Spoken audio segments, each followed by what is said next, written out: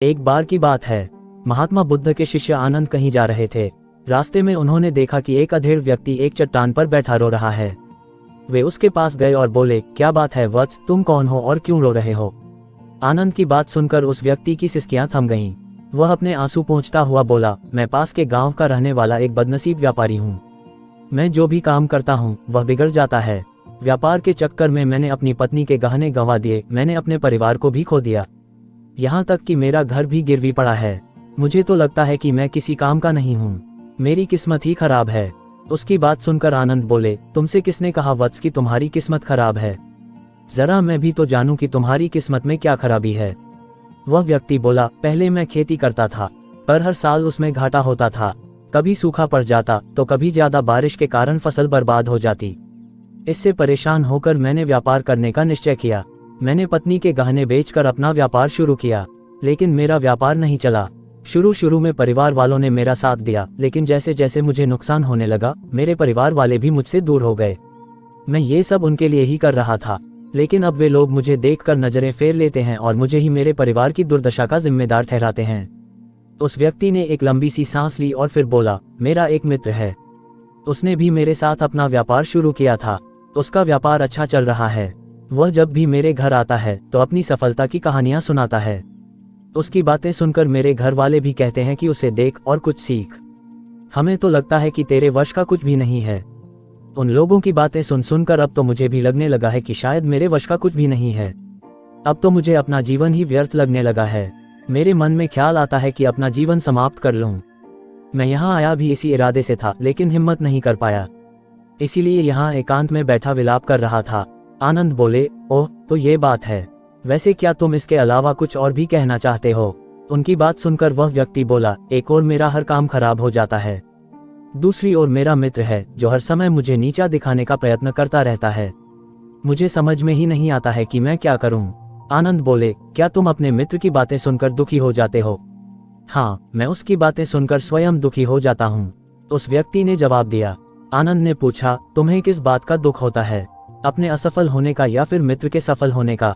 उनका सवाल सुनकर वह व्यक्ति एक पल के लिए सोच में पड़ गया। फिर वह बोला, अगर सच कहूं तो मुझे अपने असफल होने का उतना दुख नहीं होता है जितना कि मित्र के सफल होने का होता है। अर्थात यदि तुम्हारा मित्र असफल हो जाए तो तुम्हें खुशी होगी? आनंद ने प्रश्न किया। वह व्यक्ति बोला, हाँ मुझे बहुत खुशी होगी। इसका मतलब है कि तुम्हारी खुशी तुम्हारे मित्र पर निर्भर है। आनंद बोले, अगर वह चाहे तो तुम्हें खुश कर सकता है, और अगर वह चाहे तो तुम्हें दुखी कर सकता है। तुम स्वयं से न तो खुश हो सकते हो और न ही दुखी हो सकते हो, अर्थात तुम अपने मित्र के गुलाम हो गए हो, इसलिए तुम्हारा कुछ नहीं हो सकता। ऐसा न कहें महात्मन, उस व्यक्ति ने हाथ जोड़ दिए, आपकी बातें सुनकर मुझे कुछ आशा बंध रही है। आनंद बोले, जब हम किसी से आशा बांध लेते हैं तो उस पर निर्भर हो जाते हैं, ऐसे में हमारी खुशी और दुख भी उस पर निर्भर करने लगता है। इससे बेहतर है कि तुम अपने आप से आशा बांधो। जब तुम ऐसा करोगे, साथ ही पूरे जतन से काम करोगे, तो तुम्हें सफलता अवश्य प्राप्त होगी। कहते हुए आनंद ने एक पल के लिए उस व्यक्ति की ओर देखा, फिर अपनी बात आगे बढ़ाई। तुम्हें लगता है कि तुम्हारा मित्र तुम्हें दुखी करने आता है, पर अगर विचार करो तो वह बातें तो सच्ची ही कहता है। वह अपने संघर्ष और अनुभव की बातें बताता है। तुम उन बातों से बहुत कुछ सीख सकते हो। तुम्हें इसके लिए उसका धन्यवाद करना चाहिए कि तुम्हें घर बैठे कुछ अनुभव मिल रहे हैं। तुम उन अनुभवों का लाभ उठाओ, नई शुरुआत करो, कर्म करते जाओ, हार मत मानो, एक दिन तुम्हें सफलता अवश्य मिलेगी। आज तुम जिसे अपना बुरा वक्त या बुरी किस्मत कह रहे हो, एक दिन ये बदल जाएगी। इसी के साथ तुम्हारे विचार भी बदल जाएंगे, और देखना जब तुम्हारा अच्छा वक्त शुरू होगा, तब तुम्हारा मित्र भी तुम्हें अपनी सफलताओं की कहानियां नहीं सुनाएगा, तब वह अपनी असफलताओं की बातें बताएगा, ताकि तुम उसकी बातें सुनकर भ्रमित हो जाओ, तुम्हारा आत्मविश्वास हिल जाए और तुम गलत निर्णय ले सको। लेकिन उस समय भी तुम्हें अपनी बुद्धि का प्रयोग करना होगा। तुम्हारा मित्र जैसे आज तुम्हें दुखी करने आता है, उसी तरह उस समय भी वह तुम्हें दुखी करने आएगा, क्योंकि जिस तरह उसे दुखी देखकर तुम्हें मजा आता है, उसी तरह उसे भी तुम्हें दुखी देखने में उतना ही मजा आता है। वह व्यक्ति बोला, आपने सही कहा, लेकिन मेरा सबसे बड़ा दुख यह है कि मेरे परिवार के लोग भी इसमें शामिल हैं। वास्तव में मैं तो अपने परिवार के लिए अच्छा करना चाहता था, लेकिन वे लोग भी मेरी बात नहीं समझते हैं। वे भी मुझे गलत कहते हैं और अब तो वे मेरे साथ भी नहीं हैं। आनंद बोले, मैं सब समझ गया, तुम सांत्वना चाहते हो। वास्तव में इस दुनिया में सभी लोग सांत्वना ही चाहते हैं। हम चाहते हैं कि हम जब भी कुछ करें तो लोग हमारी प्रशंसा करें, लेकिन आमतौर से ऐसा नहीं होता है, इसलिए हम दुखी हो जाते हैं। हमें लगता है कि हमारे मित्र, परिवार वाले सब मतलबी हैं। लेकिन तुम अगर किसी को अपना परिवार मानते हो और उसके लिए कुछ करना भी चाहते हो, तो तुम्हें ऐसा क्यों लगता है कि तुम दूसरों के लिए कुछ कर रहे हो? वास्तव में तुम अपनी खुशी के लिए कर रहे हो। इसलिए परिवार के लिए कुछ करना वास्तव में अपने लिए ही करना होता है। लेकिन अगर ऐसा करते समय तुम्हें लगता है कि तुम दूसरों के लिए कर रहे हो, तो तुम दुखी रहोगे। और अगर तुम्हें लगता है कि तुम अपने लिए कर रहे हो, तो तुम खुश रहोगे। क्योंकि जब तुम अपने लिए कुछ अच्छा करते हो या करना चाहते हो, तब तुम्हें सांत्वना की जरूरत नहीं पड़ती है। आनंद की बातें सुनकर उस व्यक्ति के चेहरे के भाव बदल गए। वह बोला, आप सही कह रहे हैं, मैं समझ गया हूँ। अब तक मेरी किस्मत खराब इसलिए थी क्योंकि वह दूसरों के हाथ में थी। अब मैं अपनी किस्मत को अपने हाथ में रखूंगा। मैं फिर से प्रयत्न करूंगा, पूरे मन से काम करूंगा और जब तक सफलता नहीं मिल जाती, चैन से नहीं बैठूंगा। उस व्यक्ति की बात सुनकर आनंद मुस्कुराए और उसे एक छोटी सी डिबिया देते हुए बोले, इस डिबिया को हमेशा अपने पास रखना। इसमें एक ऐसा राज है जो तुम्हें बड़े से बड़े दुख से भी बाहर निकाल लेगा। लेकिन इसे तभी खोलना जब तुम्हारे जीवन में कोई रास्ता न सुझाई दे और तुम्हें लगे कि सब व्यर्थ है। ये दुनिया व्यर्थ है और यहाँ रहना भी व्यर्थ है। उस व्यक्ति ने आनंद को धन्यवाद दिया और डिबिया को लेकर चला गया।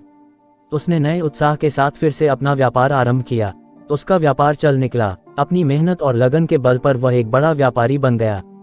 परिवार वाले भी उसके साथ आ गए और उसका जीवन हंसी खुशी बीतने लगा।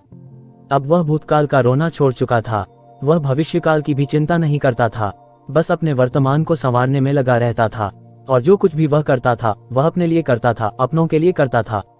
इसलिए वह प्रसन्न था। उसके जीवन में अब कोई दुख नहीं था। लेकिन वक्त हमेशा एक जैसा नहीं रहता है, वह बदलता रहता है। उसके जीवन में भी बदलाव आया। एक दिन उसके राज्य पर पड़ोसी राजा ने चढ़ाई कर दी। उसने इस राज्य पर अपना कब्जा कर लिया। उसके सैनिकों ने चारों ओर लूटमार मचा दी। उन्होंने व्यापारी का सारा धन लूट लिया। उसके घर में आग लगा दी। जान बचाने के लिए उसे अपने परिवार के साथ वहां से भागना पड़ा। वह व्यक्ति अपने परिवार के साथ कई दिनों तक इधर उधर भटकता रहा। वह दाने दाने को मोहताज हो गया। उसका बच्चा बीमार हो गया। इलाज के अभाव में वह तड़पने लगा। ये देखकर उसका हृदय चीत्कार कर उठा। वह कैसे अपने बच्चे का इलाज कराए? उसके पास तो खाने के लिए भी पैसे नहीं थे। ऐसे में उसे एक बार फिर निराशा ने घेर लिया। उसे लगने लगा कि उसका जीवन व्यर्थ है, सारी दुनिया व्यर्थ है, किसी भी बात का कोई मतलब नहीं है। भले ही आप जीवन में कितना भी कुछ कर लो, कितनी भी सफलता हासिल कर लो, पर अंततः ये जीवन समाप्त ही होता है। तो फिर ऐसे में जीवित रहने का क्या फायदा? इससे तो अच्छा है कि वह अपना जीवन समाप्त कर ले। लेकिन तभी उसके दिमाग में आनंद की दी हुई डिबिया कौंध उठी। उसने उत्सुकता के साथ उसे खोला। डिबिया के भीतर एक पर्ची रखी हुई थी। पर्ची पर कुछ लिखा हुआ था। उसे पढ़कर उसकी आंखों के आगे छाया निराशा का अंधेरा छट गया और वह मुस्कुरा पड़ा। पर्ची पर लिखा हुआ था, ये समय भी बीत जाएगा। उसने डिबिया को अपनी मुट्ठी में भींच लिया और एक नई शुरुआत के लिए उठ खड़ा हुआ। दोस्तों, अगर आप भी ऐसी ही परिस्थिति से गुजर रहे हैं तो निराश न हो। अपने अतीत पर शोक मत करें, न ही भविष्य की चिंता करें। अपने वर्तमान को जिएं और उसे बेहतर बनाने के लिए सच्चे मन से प्रयत्न करें। यकीन जानें, जल्दी ही आपकी किस्मत भी बदलने वाली है।